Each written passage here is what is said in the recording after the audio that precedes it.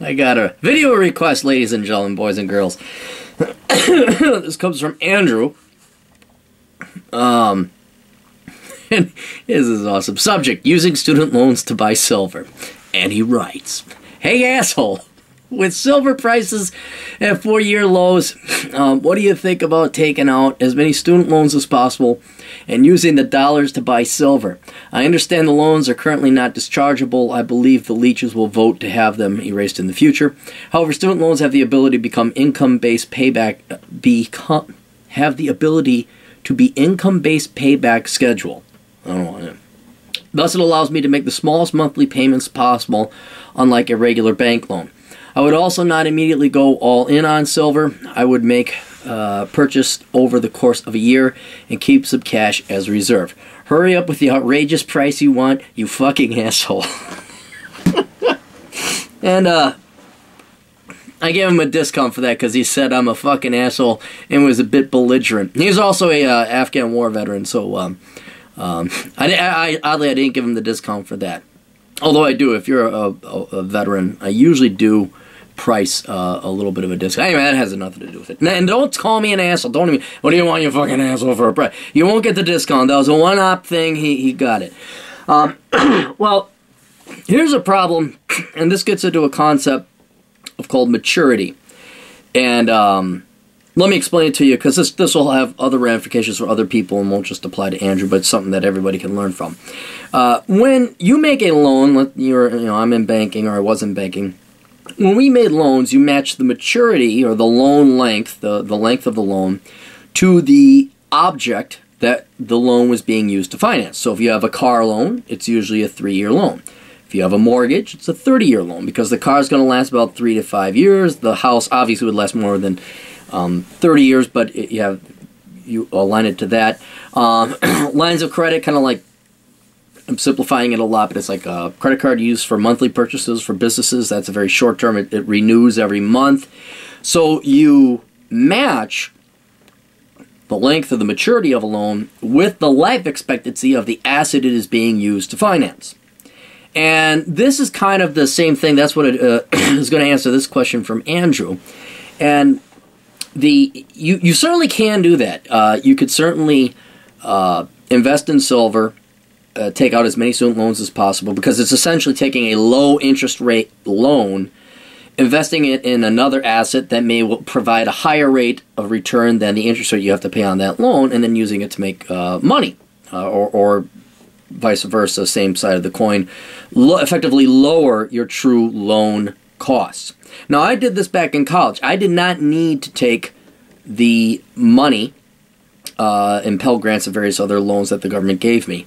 But I did because it was 0% interest. And what I would do is I would take that money and deposit it in a CD that was going to mature at the point, or a little bit there before, when I would graduate. So I would cash that in, pay off all my student loans in one fell swoop, and I think I made like an extra $1,200 or something like that. So it was quite a move there. However, the difference between what I did and what Andrew is asking is an issue of risk. My CDs are very, very low risk. Matter of fact, they're guaranteed by the FDIC.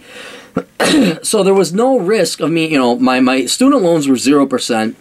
I think back then I made 6% on my deposits. Maybe it was 4%.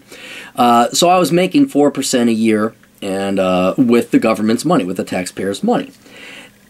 Andrew wants to do something that is much more risky, and that is invest in silver, which provides no guaranteed rate of return. Matter of fact, it doesn't pay interest or a dividend. You are solely relying on silver going up in value, while your student loans are at a 0% interest rate or a very low interest rate, effectively below inflation.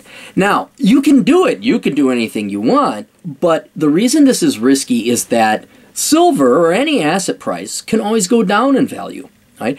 I personally think silver is going to go up, or at least maintain its value. But hey, something could happen where all of a sudden we get some really great GDP growth figures, or let's say 2014 comes around and we just get a ton of Republicans in, the Democrats get kicked out, and some serious reforms being made. I know it's statistically unlikely. That will have a dramatic effect on silver. It would lower it very quickly. Or heck, it doesn't even have to be that. We could just have a really good month. The U.S. Treasury could have a really great month and take in a little bit more than people were expecting, and all of a sudden, bam, that hits the price of silver there. My larger point is that since silver is not like a bond or a stock where it pays interest or dividend, you are solely relying on that price, and that price can be affected negatively or positively. I always focus on matching the maturity and the length and the risk. What I would more likely recommend, and I think you could probably do with it, is find out what your interest rates are on student loans today. And it depends on how you get them. But if you could get a 0 or near 0 interest rate student loan and you don't need it, oh, hell yeah, go to your local bank and get the 2 or 3% that they're paying. A lot of people would be tempted to well, maybe I'll go invest in some bonds that pay 7 or 8%. Well, then, again, it's not insured by the FDIC. So you got to be really concerned with that. In general, I'd say at such a young age, especially if you don't have a career and you can't afford to lose that kind of money, don't do it. You're best just working an extra shift, taking out a part-time job, paying off your student loans, not taking the debt in the first place. And given the interest rates, how low they are on CDs, it may not even be worth your time to go and do this kind of arbitrage. But I would I'd advise against. I can't give financial advice. I'm not charging you for this, but me personally, I wouldn't do it. Look at the price of silver or any metals for them. It's not like it's like that. So and hey, you know what? And maybe you could afford to lose a little bit of money. Maybe you want to put a bet on something. Okay, as long as you know what you're getting into and you know that you could lose it. But yeah, I would not take student loans out to invest in something as volatile as a precious metal. If you got a sure guaranteed rate of return on a CD, yeah, absolutely, because it's guaranteed at your bank. But otherwise, yeah, I wouldn't even put it in the stock market. Now is not the time to be dicking around with arbitrage when you have that much money and you got to worry about getting a roommate to make ends meet for rent. So hopefully you all learned a little bit of something about maturity and using student loans to invest in non-education items and the risks that come along with it. Toodles.